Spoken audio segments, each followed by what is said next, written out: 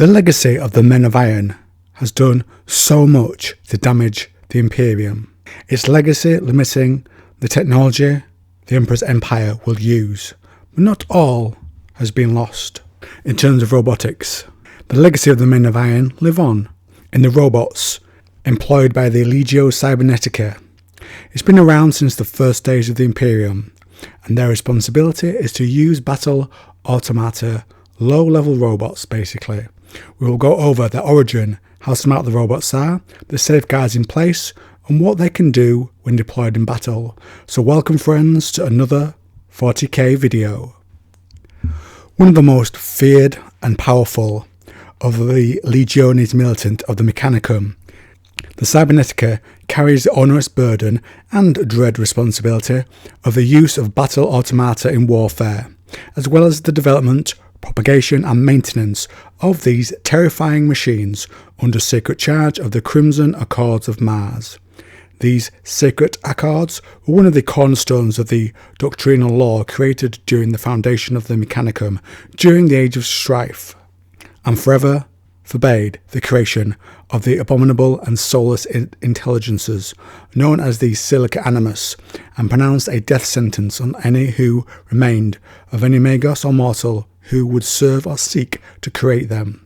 These accords, however, allowed the survival and creation of the lesser and righteous works of synthetic life, deemed sacred, the Bestia Mechanica and their kindred, and of these, the robotic engines designed for warfare and slaughter, the battle automata, were given to the hands of the newly founded Legio Cybernetica to command.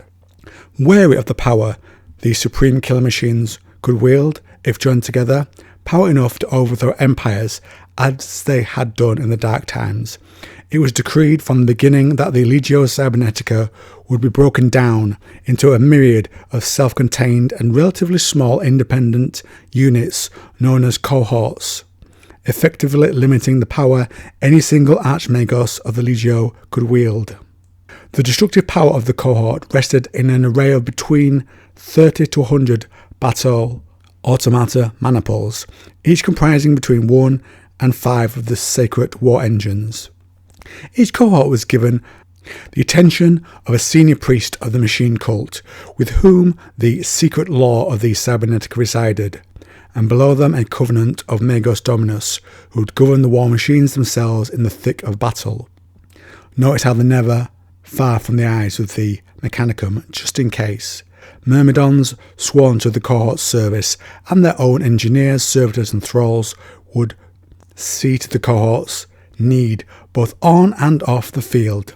The cohorts also commanded their own support networks, mobile, workshops, transports, battle vehicles, orbital landers and even star vessels in some cases, but were otherwise forbidden to found their own forges or chantries, making them dependent on webs of fealty, supply and patronage from the great machine lords of the Mechanicum and its forge worlds for their long-term survival and prosperity. The services of the Legio Cybernetica on the field of battle was part and parcel of the Mechanicum's treaty of union with the Emperor, and a great many cohorts transferred from duties as defenders of the forge worlds and retainers of the great Mechanicum factions and sects to act as mendicant regiments in the Great Crusade, fighting on every battlefield imaginable and serving many masters. Although their battle automata were difficult to construct and maintain, the arcane law of the Legio Cybernetica's Magoses and the successes they encountered on the battlefield ensured that several thousand active cohorts were in existence at the outbreak of the Horus Heresy. The cohorts of the Legio Cybernetica were greatly valued by the forces of the Great Crusade and served closely alongside many of the Legiones Astartes, rogue trader militant, night houses and imperial army hosts, although others feared and shunned them in memory of the horrors of old night. When the wars of the Horus Heresy came, the independent nature of the Legio Cybernetica's cohorts ensured that as a whole they sided in particular either with loyalist or traitor, but were split between masters they had long fought for in many cases. Other cohorts, mindful of their oaths of loyalty to the Imperium, or fearful of a descent into anarchy, saw the traitors as base renegades to be destroyed, while others harboured ambitions to be free of the Crimson Accords, and saw the War Master as a chance to be free from those bindings on long forbidden rights and technologies. The Legio Cybernetica can trace its origins to when early techno-savants experimented with artificial life. Ever curious, those early pioneers not only constructed vast hosts of automatons, but also gave their creations the gift of independent thought. That decision was to cost them dearly, and the rest of humanity with it. After the terrible consequences of those times, the dread concept of the Silica Animus was outlawed forever, its creators subjected to excommunicatio fatalis, and its resurrection punishable by torture to the point of death. And yet, there are those that still yearn to walk in their shadow. The automatons of the Legio Cybernetica are counted amongst the mightiest servants of the machine god.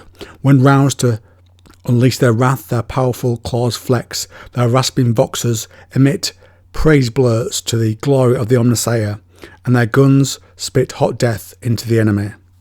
Truly these machines are blessed, for unlike those warriors who bear the curse of flesh, the robots of the cult Mechanicus harbour neither doubt nor weakness. Since the aftermath of Warmaster Horus's rebellion, the Legio Cyberneticus robots have been controlled completely by their masters, not by the bioplastic cerebra and nerve-like tendril webs of Mechanican constructs, but by sanctified doctrine wafers, no bigger than the cards of the Emperor's Tarot. These slivers of wetware are entrusted to the Cybernetica's data smiths that accompany the robot maniples to war. Inserted into data slots hidden behind each robot's chest plate, the wafers command protocols which will dictate and restrain every iota of the host's behaviour, usually optimizing its ability to destroy its foes in a spectacular fashion. Should a robot be controlled by a protector pattern doctrine wafer, it will concentrate its efforts towards ranged combat, mowing down rank upon rank of the enemy with an accuracy a mere human could never hope to match. If the accompanying tech priest wishes to change the behaviour of his charges, for instance to the assault-oriented Conqueror protocol, he must manually remove the first doctrine wafer and insert a new one in its place, which may be a bit of an issue in the middle of a battle. Many patterns of Doctrina are in shorter supply than the robots themselves. Though there are dozens of robot clades and anatomies, each is entirely mechanical and hence easier to maintain than the fusion of biomatter and electronics that forms each Doctrina wafer. Furthermore, whenever a manacle of robots finds itself in battle mode without a data smith, it will continue to prosecute its last Doctrina protocol until it runs out of power, something that usually takes weeks of unbridled slaughter to achieve. Might be worth making those batteries low before inserting it into these machines. Such risks and limitations are willingly accepted by the cult Mechanicus, for the act of hardwiring independent thought into a battle automaton is strictly forbidden.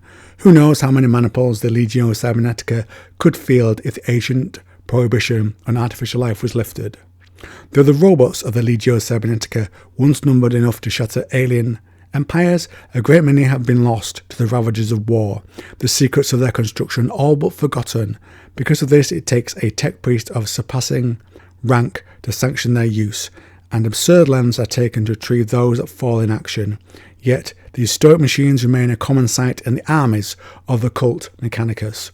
For a religious brotherhood that believes flesh to be weak and metal incorruptible, to wield such mighty war constructs is to command the angels of the Omnissiah himself. The Mechanicus are protected by the danger of these automata in a number of ways. The first is the Cybernetica Cortex.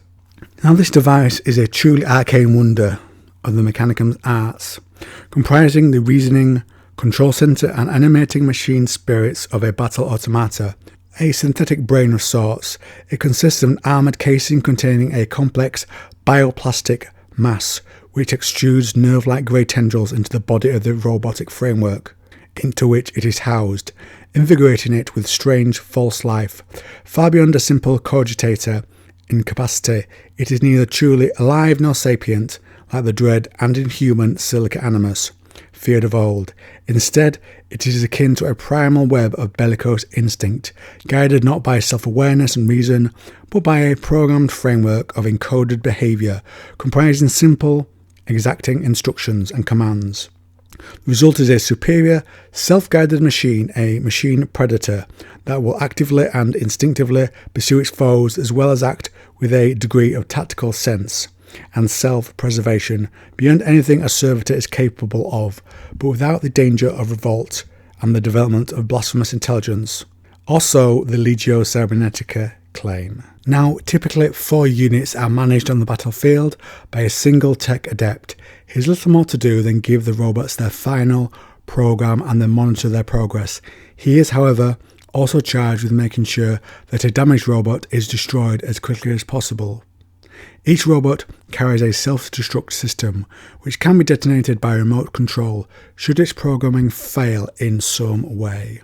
And we all know what they fear and what that could possibly mean. Before and in battle, a robot's firmware routines are overlaid and replaced by the robot's combat wetware, i.e. the software of a protein computer. This new Cortex program, which can be changed for every battle, defines, for example, how and when the robot is to fire its weapons or detonate its self-destruct charges. Without its cortex, a robot is as helpless as a bolter without a marine. It can do nothing other than take whatever punishment is meted out to it.